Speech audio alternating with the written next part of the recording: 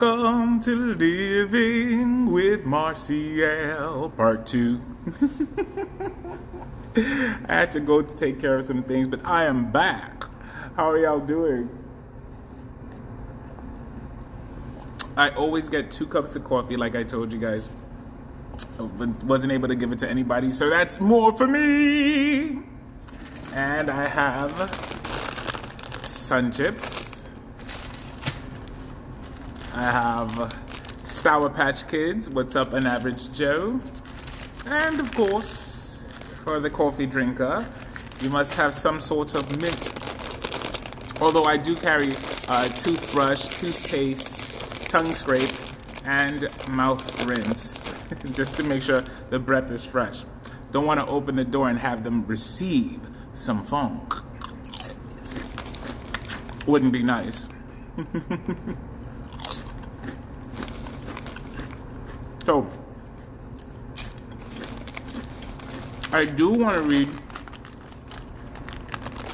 from the book. And the part I'm going to read is when him and his mother, you'll see. I'll just start reading. Trevor Noah, born a crime. It looked like they were going to kill this guy. I knew that happened sometimes. My mom spoke up. Hey, listen, he was just helping me. Leave him. We'll ride with you. That's what we wanted in the first place. So we got out of the car and climbed into the minibus. We were the only passengers in the minibus. In addition to being violent gangsters, South African minibus drivers are notorious for complaining and haranguing, which means like, where you, what do I say? You lecture a person, but you're angry, like you're lecturing really angrily. Haranguing passengers as they drive. This driver was a particular angry one. As we rode along, he started lecturing my mother about being in a car with a man who was not her husband. My mother didn't suffer lectures from strange men. She told him to mind his own business, and when he heard her speaking Xhosa, that really set him off. The stereotypes of Zulu and Xhosa women were as ingrained as those of the men. Zulu women were well-behaved and dutiful. Xhosa women were promiscuous and unfaithful. And here was my mother, his tribal enemy, a Xhosa woman alone with 2 small children, one of them a mixed child, no less. Not just a whore, but a whore who sleeps with white men. Oh, you're a Xhosa, he said. That explains it. Climbing into strange men's cars, disgusting woman. My mom kept telling him off, and he kept calling her names, yelling at her from the front seat, wagging his finger in the rearview mirror, and growing more and more menacing until finally he said, "That's the problem with you Xhosa women. You're all sluts, and tonight you're going to learn your lesson." He sped off. He was driving fast, and he wasn't stopping, only slowing down to check for traffic at the intersections before speeding through. Death was never far away from anybody back then. At that point, my mother could be raped. We could be killed. These were all viable options. I didn't fully comprehend the danger we were in at the moment. I was so tired that I just wanted to sleep. Plus, my mom stayed very calm. She didn't panic, so I didn't know to panic. She just kept trying to reason with him. "I'm sorry if we've upset you, Booty. You can just let us out here." "No." "Really? It's fine. We can just walk." "No." He raced along Oxford Road, the lanes empty, no other cars out. I was sitting closest to the minibus sliding door. My mother sat next to me holding baby Andrew.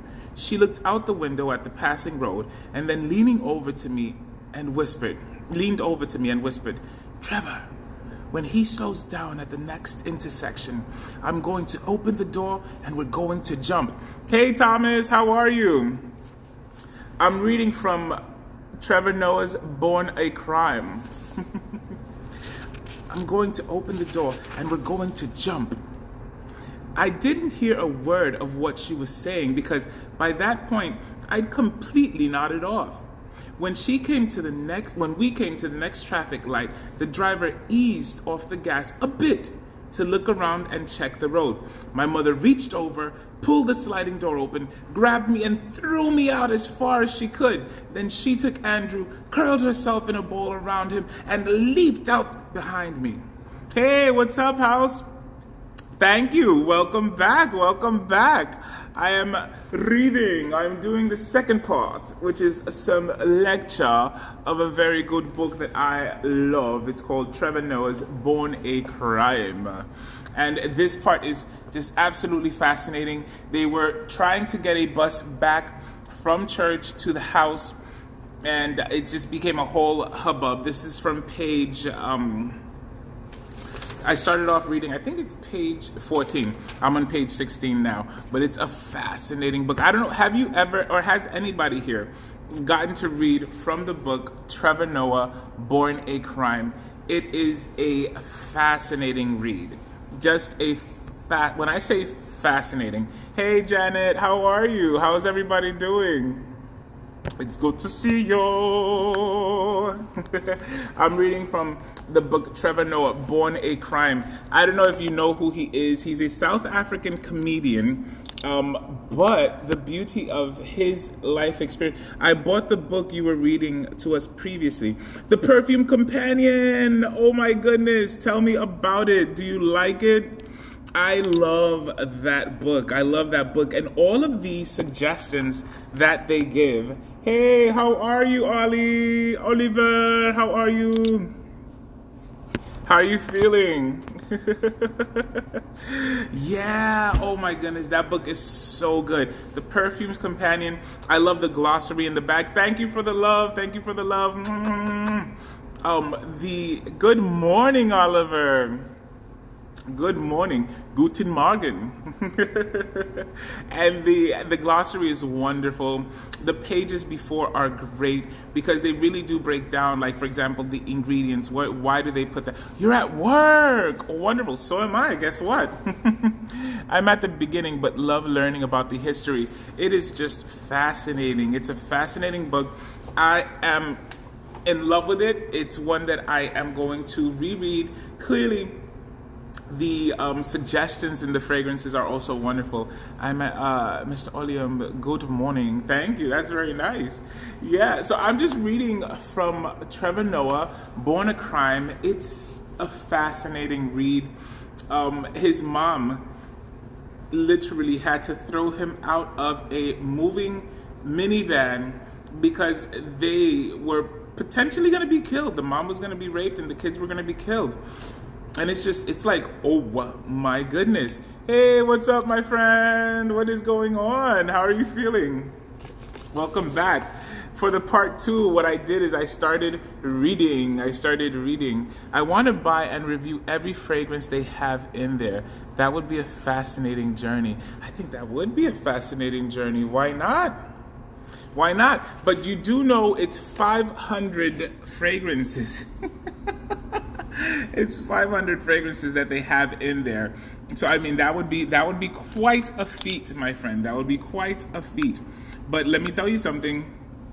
I love it when people set a goal, and honestly, reaching that goal, you'll be able to try out a bunch of different wonderful scents. I think so. Yes. Banana Republic, Nepal Mandarin. So this is really good. So do you guys want me to continue reading? So it goes, I didn't hear a word, blah, blah. When we came to the next traffic light, sliding door, grabbed me and threw me. Then she took, okay. It felt like a dream until the pain hit. Bam! I smacked hard on the pavement.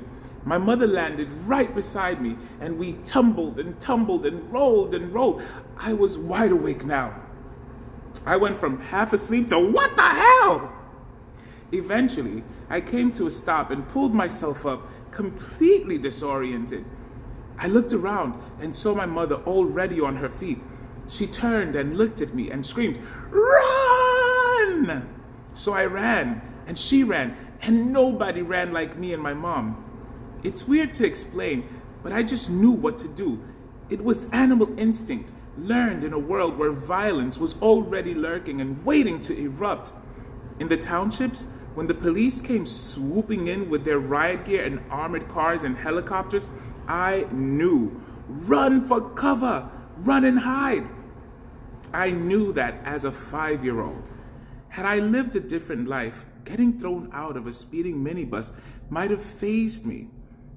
I'd have stood there like an idiot going, "What's happening, Mom? Why are my legs so sore?"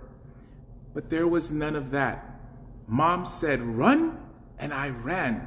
Like a gazelle runs from the line, I ran. That's in the book, Trevor Noah, Born a Crime. It's such an amazing book. I am enjoying the lecture. The reading is a lot of fun. So, do you guys know who Trevor Noah is? Have you heard of him? He hosts The Daily Show, which I find quite fascinating. What books are you guys reading? Hey, let me know. What books are you guys reading? Because I'd like to know. Inquiring minds want to know if anybody remembers that. What's going on, Vadim? What is it? Vadimachik? Vadimachik. How are you doing? Yeah, he has a great point of view, and I love how he presents it. He presents it so wonderfully. Oh, thank you very much. I appreciate the follow. You absolutely rock. Yeah, I really enjoy watching his show. I love how he interviews. When he does an interview, well, sometimes he's very ADD, like me, He'll be interviewing, but then his mind kind of goes somewhere else. But he asks questions like not a celebrity, like you would think he was, what he is, a regular dude. I'm glad that you're doing good, Vadim. I'm so happy to hear that. I feel great. I had mentioned in part 1 of Living with Marcial that one of my main worries recently was that my mom had caught a cold, which is not good. I clearly, immediately, I thought it was something else. But fortunately, it was just a cold, and she's doing a lot better. It is in New York. It is cold season, it is flu season, and and allergy season. I used to not think that it's possible to have allergies. Look at my glasses, Lord have mercy. It's not possible to have allergies in winter, but yeah, there are winter allergies. You're reading Ghost Perfumer for the next weeks. Yes, keep me posted on what you like about it. I'm loving the Ghost Perfumer. I'm loving it. I love how he writes. I love how Gabe. I love how he presents things. He is so specific. What I mean is the verbiage he uses is specific to the theme that he is speaking of. I just love his book. Hey, hola, mi amigo. How are you? How are you feeling? The scent therapy. Scent therapy. I love you so much, my friend. How are you feeling? I will have to add this to my list. Yes. And now, so I had interviewed him on my Marcial in a Blender chit chat. So if you guys want, you can check out that episode of Marcial in a Blender chit chat. And so I let him know. So he has the soft cover on Amazon, but he also has the hardcover. And I find the hardcover, the actual cover, super fascinating. Eso me alegra saber, mi amigo, que estás bien. I'm happy to hear that. So he made the hardcover available. So that's I'm super hyped about that. Oh, you're wearing C Intense. Sole. Is it Soli? Soli Sensational is wearing C Intense. What's the main take of the book? Of the Ghost Perfumer or of Trevor Noah? So this week I'm reading Trevor Noah on the Living with Marcial.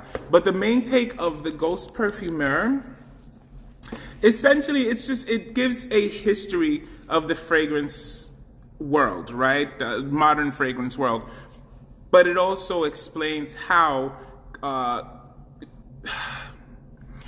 many companies will have people make fragrances for them, kind of like how rappers have ghostwriters or singers have ghostwriters. Well, you have ghost perfumers, a person that will make a fragrance and allow a person to take the credit for it. And so in Creed's case, Olivier was it Olivier? Yeah. He was able to get the credit for something he didn't do necessarily. But at the end, Aventus, there's a twist. You know what I mean? But it's a fascinating book because in this book, what I feel is that it's the journey of the book that makes it so fascinating. Gabe is a wonderful writer. He's a journalist and he's a really good writer. And I love the way his mind thinks for writing because it's very specific. His writing style is very specific and he is clear on the verbiage he's using. Meaning, like, let's say he's talking about France, he uses a word that is specifically designated for French behavior. That's how specific he is. But he also, okay, so let me just read you something that I found fascinating from the Perfumer, okay? From the Ghost Perfumer. I'm going to read you an excerpt. This is unexpected, but I shall. Let me see.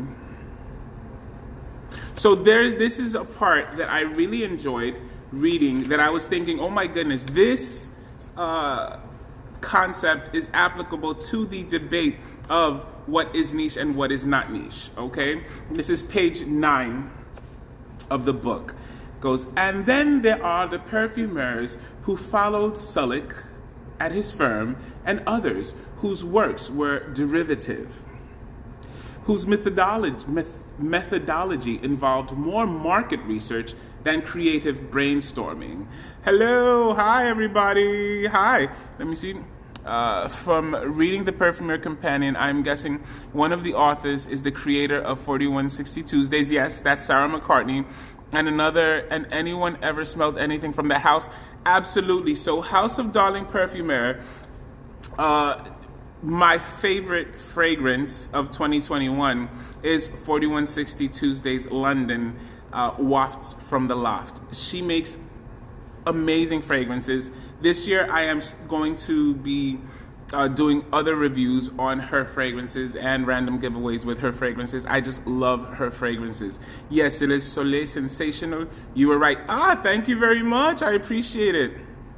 Thank you so much. I've sampled this at this counter. I need to buy a sample. Get the sample. Get the sample. Yes, I'm wearing C Intense. Let me tell you, C Intense, in the book, they talk about C Intense. They talk about so many different things. It's just wonderful.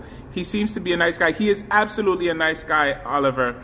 He is absolutely a nice guy. The conversation I had with him was really good. Like, we connected as human beings, and I really appreciated it. And later on, his girlfriend I was also able to have a little conversation with her. She's amazing.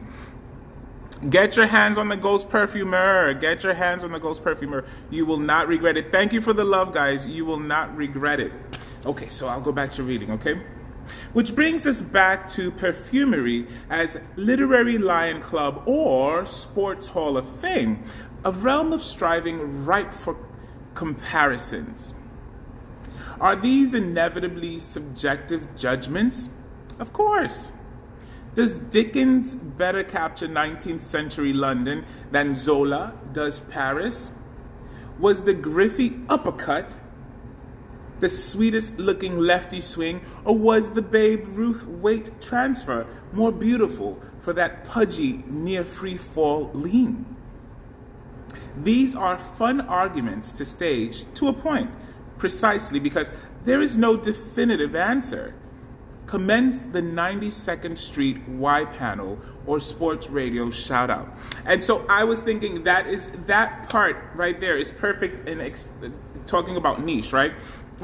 These are fun arguments to stage to a point, precisely because there is no definitive answer. So you have some specifics, right, for what is niche, but there's no definitive answer. Everybody has their own point of view, and you leave it as is. Somebody has a question, I'm sorry. What is on your 2022 wish list for fragrance or book? Interesting. So as far as fragrances are concerned, I want to get my hands on Heart Spark. which is a collaboration between Shelter and Perfume and City Rhythm, Emily and Niles. They're both indie perfumers. She's a perfumer, he's an indie. He's a creative director of his own house, and he doesn't make the fragrances, but he makes the briefs and has the fragrances produced. The two of them are working together to develop something called Heart Spark, and I am excited to get my hands on that. Now, the other one is, which I already put it in my cart, 4160 Tuesday, London. They have a few things that are coming out for 2022, so I put that in my cart already. Hopefully I'll be able to purchase them next week.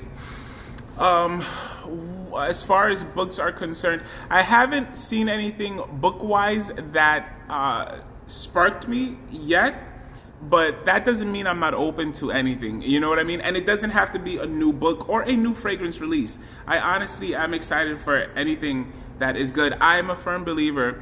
For example, Duc de Verviers, I think it's called. I purchased it the 31st of December, so I could consider it, you know, not the 31st. Whatever. I purchased it very late in December. And it's a fragrance that is old, but for me it was new. You know, I don't have a time limit. A fragrance can be from 1932. For me, it's new, and I love it. You know what I mean? I'm so glad you're excited. Would his perfumer be considered a ghost perfumer? Not at all. Not at all, because Niles is not presuming to take the credit for having made the fragrance. He is the creative director, and then he has his perfumer, who he gives credit to. I forgot the name of his perfumer, but he gives a lot of credit to his perfumer. So he's not a ghost perfumer. A ghost perfumer is a person that develops the formula, makes the fragrance, and then lets someone else take the credit for it and doesn't get the credit for it. So it's almost like, for example, a big controversy in music was that they were like, oh, Drake has a ghostwriter. But the reality is that in hip-hop, people have always collaborated in writing. People have always had their writers. You know what I mean? So it's like no big whoop. But yeah, so no, that he would not be considered his ghost perfumer. He will be considered his perfumer. And for example, like, you know, designer fragrances, they have in-house perfumers. So I forgot what house was it. In the book, it says, I'm telling you, you get a lot of history. In the book, it says which designer was the first one to have an in-house, because they would usually send a brief to a fragrance development. As a matter of fact, let me tell you right now.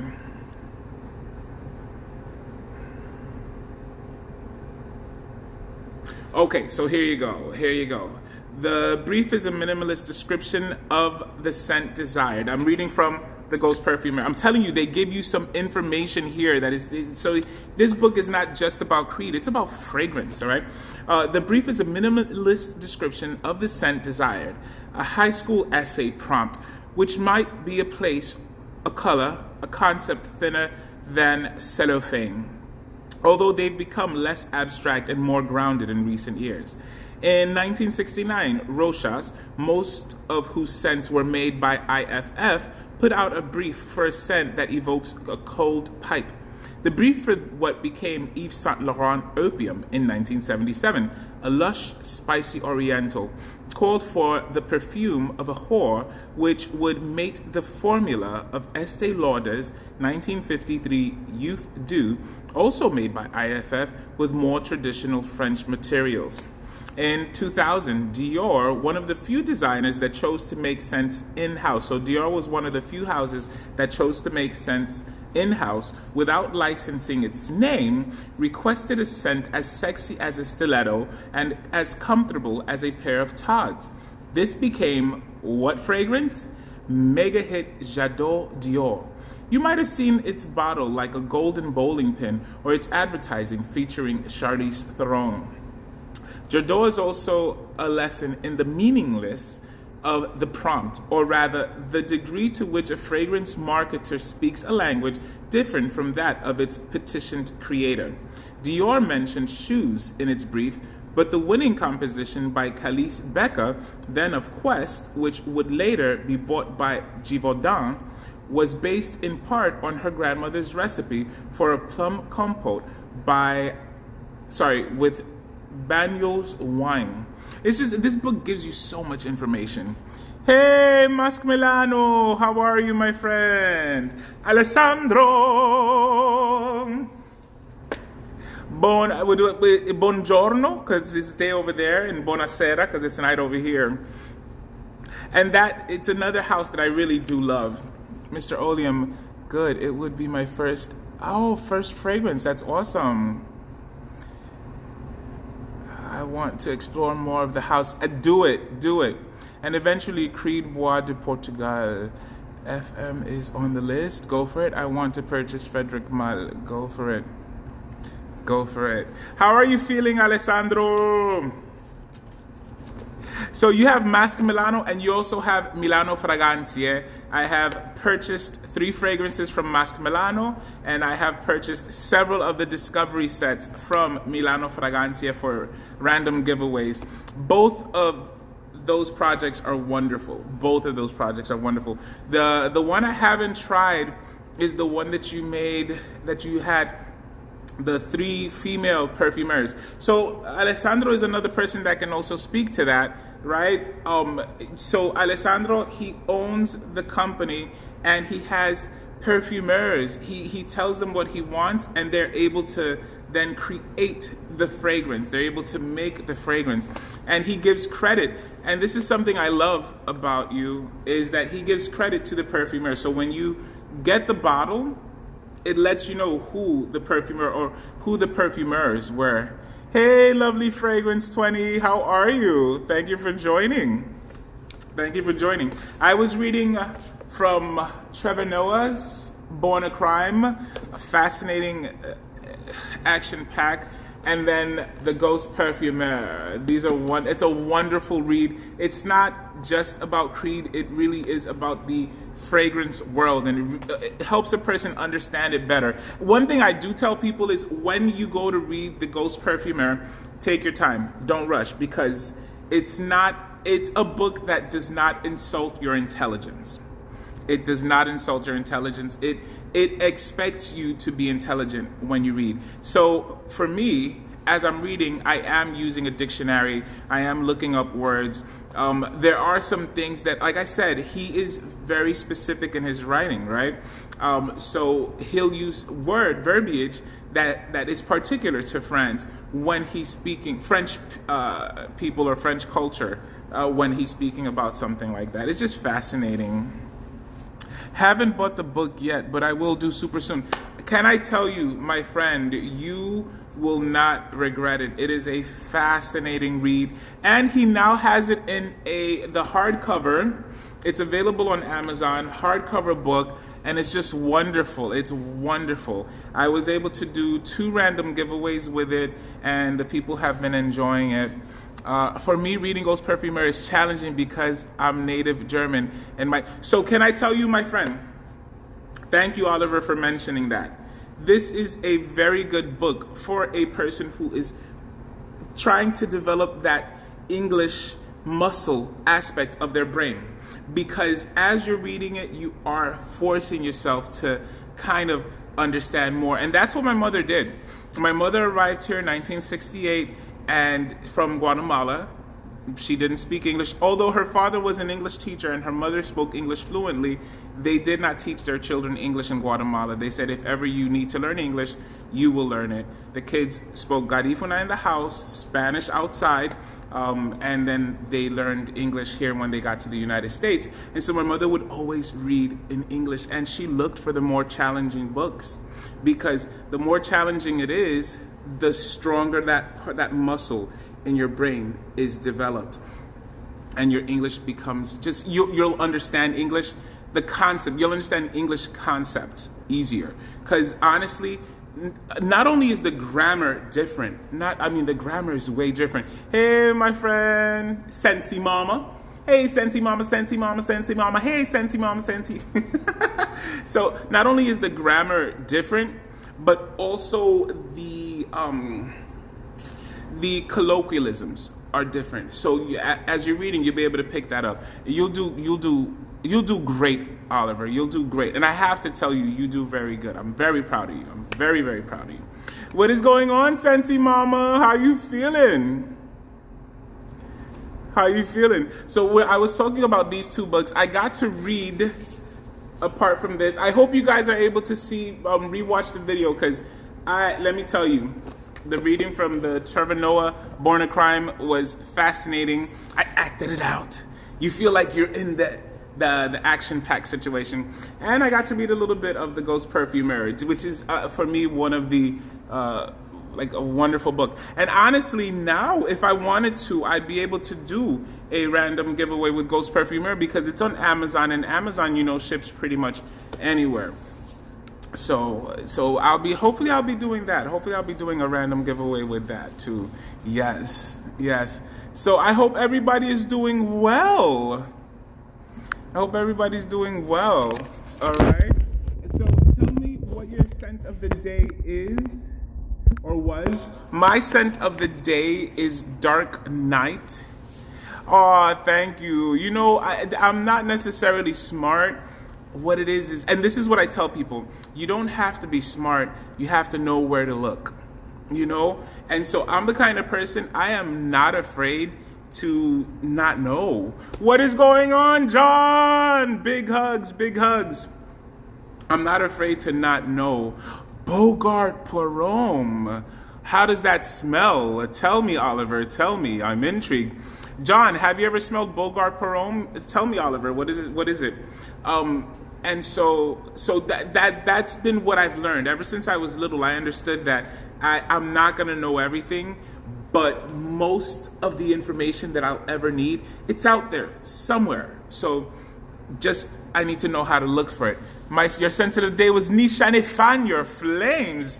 Listen, let me ask you a question. Is that niche?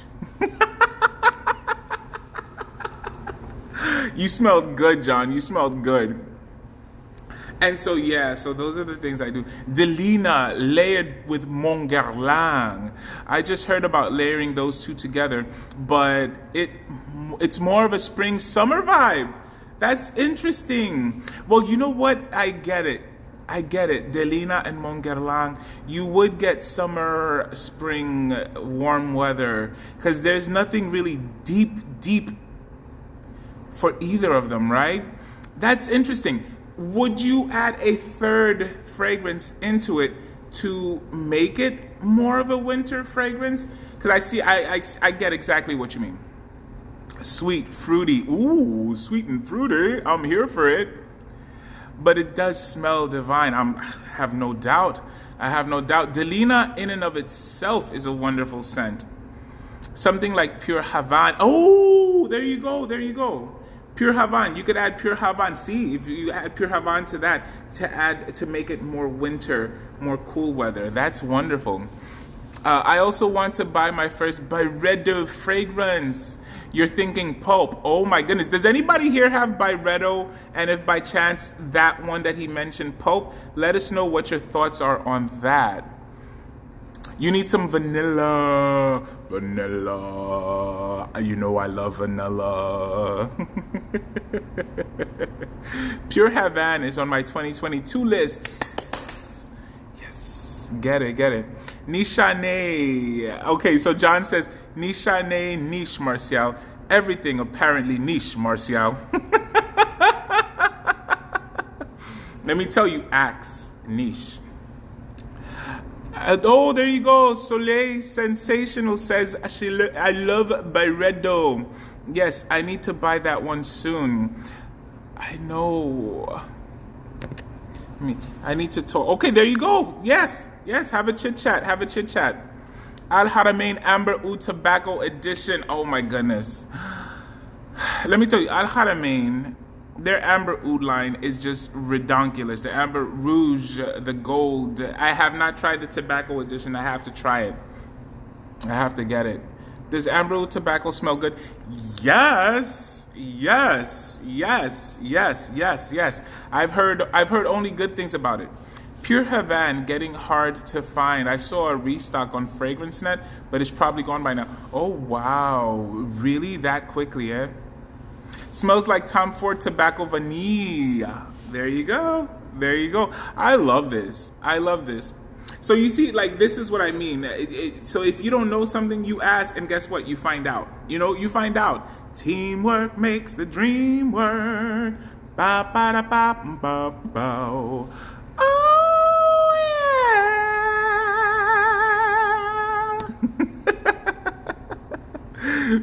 yeah. Yeah, take a look. Go for it. Oh, he's asking if you have pulp. Soleil, do you have pulp? Does anybody here have pulp? Or have you sampled pulp? This is my first time hearing about pulp. So I'm fascinated. I look back. Teamwork really does rule. Like, we've all experienced it, hopefully, right? Moments where success was dubious, and because teamwork was executed correctly, success was granted. You know what I mean? Banana Republic tobacco. Oh no, you haven't. Okay, Banana Republic tobacco and Tonka bean has a great vanilla note to it. Interesting. I have to give it a go then.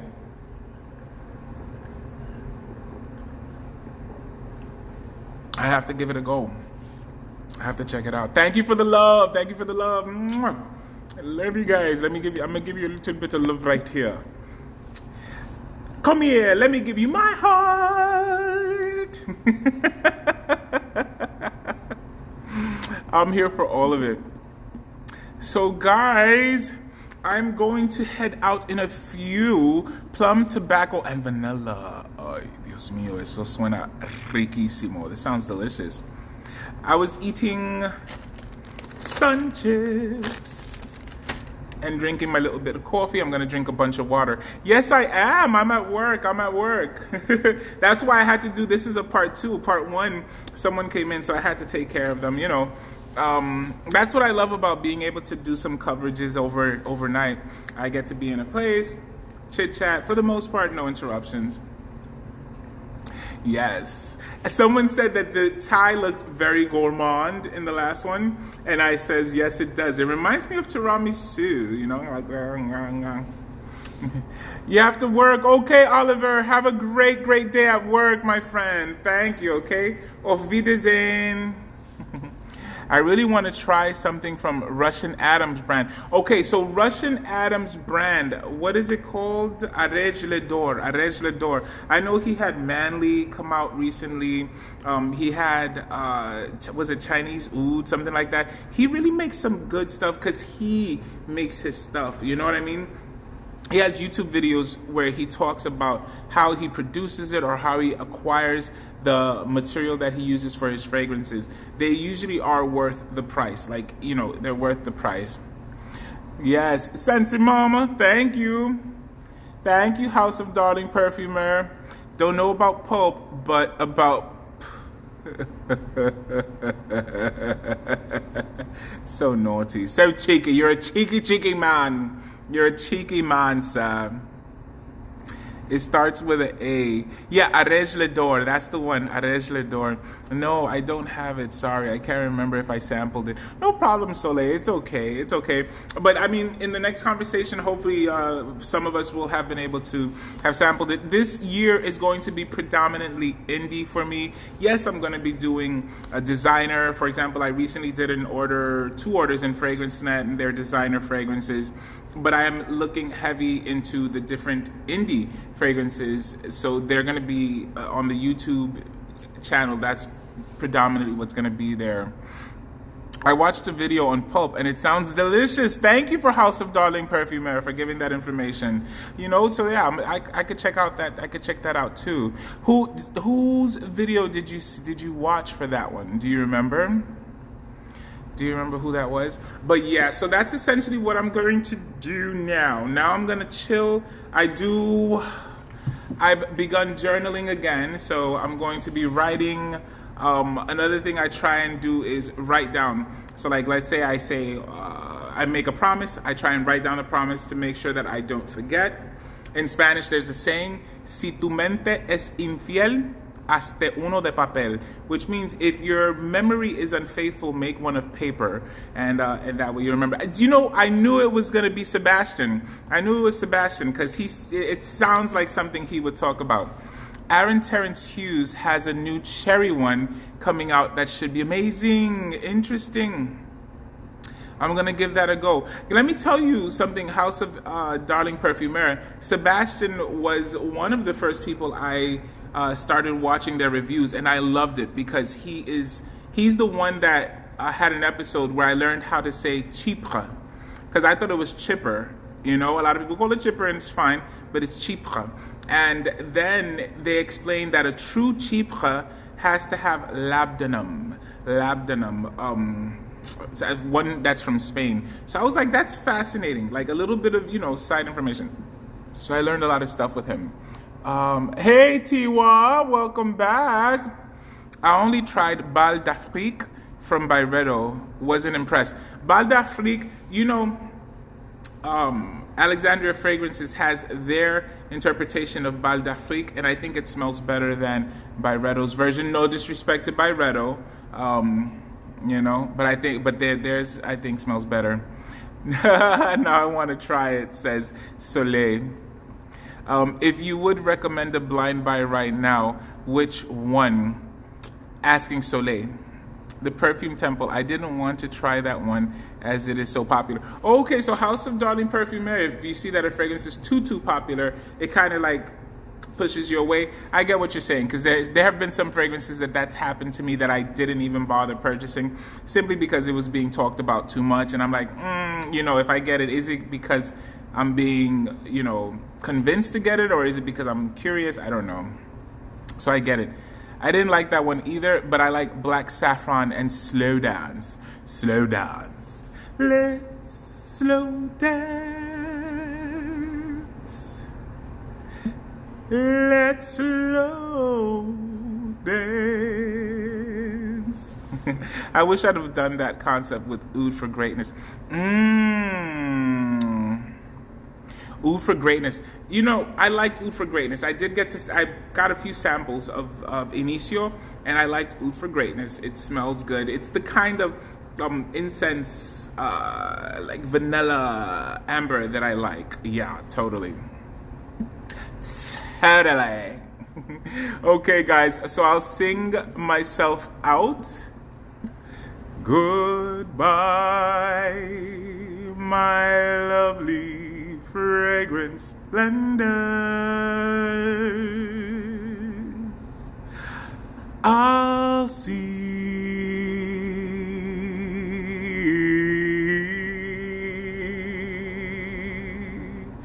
and smell you soon.